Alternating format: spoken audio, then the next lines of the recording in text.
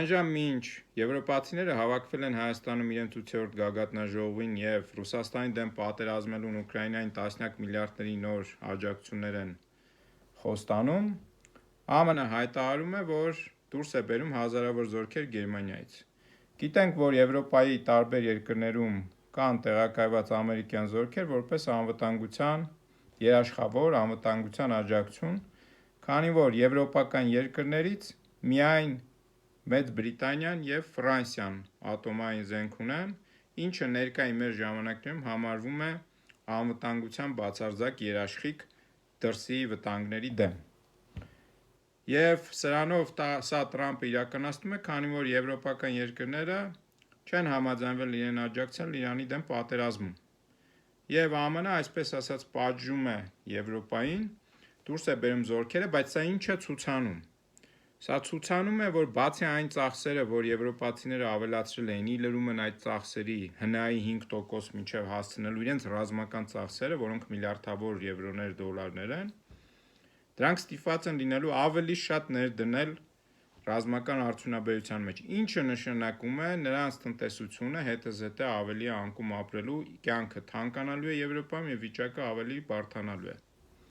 Սա ինչ է մեզ հուշում, սա հուշում է, որ Եվրոպան ստիպված է լինելու զիջումների գնալ Ուկրաինայի հարցում ինչ-որ պահի Ռուսաստանի դեմ հակամարտելուն և ստիպված է լինելու, այդ թվում Գերմանիան և հատկապես Գերմանիան Ռուսաստանի հետ վերակնքելու իր համաձայնագրերը և սկսելու գազ ու նավթ առնել Ռուսաստանից։ Այս ամբողջ պրոցեսում Հայաստանը ինչ կշահի, իհարկե Ռուսաստանի հետ ավելի վատ հարաբերություններ, մարդիկ, որոնք պնդում են պետք է դուրս գալ ռուսական ՀԱՊԿ և այլ կառույցներից, տնտեսական, Եվրասիական միություն և այլ կառույցներից և Եվրոպային հայացք ուղղել, հարց այդ մարդկանց, դուք տեղյակ եք, որ Հայաստանի Հանրապետությունում արդյունաբերությունը ունակ չէ եվրոպական ստանդարտների որևէ ապրանք արտադրելու։ Ունակ չէ, նույնիսկ հագուստի որակական բնութագիրը, որը հատուկ ստանդարտներ չունի, չի համապատասխանում եվրոպական որակի ստանդարտներին։ Այդպիսի ծանր վիճակում է մեր տնտեսությունը, և այդ մարդիկ, որ մեծ խոսում են դուրս գանք եվրասիական շուկաներ և գնանք Եվրոպա, ձեզ ով է Եվրոպա ընդունում, այ խելոքներ, որ Հայաստանի ժողովրդին խաբում և մանիպուլացնում եք շարունակաբար, թե հնարավոր է Եվրոպայի հետ որևէ բան։ Խելացի ժողովուրդը և պետությունը կօգտվեր Ռուսաստանից, որը ունի հազար ու մի ռեսուրսներ և կհարստանար։ Մենք գիտություն էլ չունենք սեփական, անկախության մասին եք խոսում, անկախության ձգտող պետությունները ինքնիշխանության, սեփական էներգետիկ համակարգն են ստեղծում, էներգետիկ ռեսուրսներն են սեփական ստեղծում, նաև վերականգնվող։ Հայաստանը ունի այդպիսիք, չունի իհարկե Հայաստանը այդպիսիք։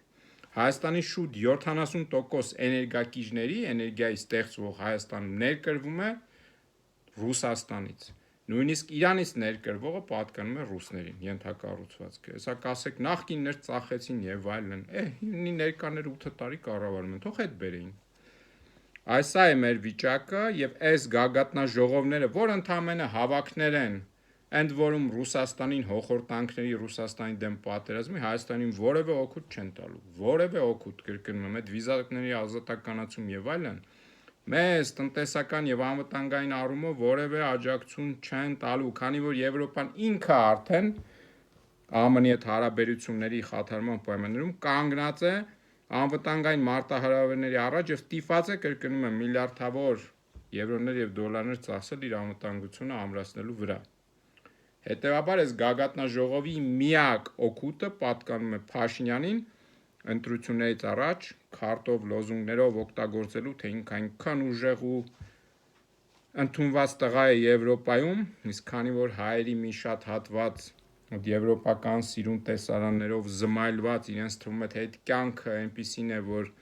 իրենց էլ է հասանելի, առանց հասկանալու, թե այդ ամեն ինչը ոնց է ստեղծվում, իրենք ընդունելու են այդ այսպես ասած կուտը և իրենց աջակցությունը Փաշինյանին, իհարկե, ով աջակցում է շարունակվելու է, ով ոչ, այսինքն երկմտանքի մեջ էր, հնարավոր է, որ սկսի աջակցել։ Այս է այդ գագաթնաժողովի օգուտը։ Եվ կրկնում եմ, խելացի պետությունն ու ժողովուրդը կօգտագործեր Ռուսաստանին իր ռեսուրսները, հասանելիությունը դրան, ավելի էժանությունը մեզ համար և տնտեսություն կզարգացներ։ Այս է ճշմարտությունը, այլ ոչ այն հեքիաթները, որ ճարտար ձեզ մատուցում են, թե տեսեք պատմական հնարավորություններ են ստեղծվում, որն է այդ պատմական հնարավորություն, չկա այդպիսի պատմական հնարավորություն եվրոպացիների Հայաստանում այստեղ ընդամենը ժողով անելու։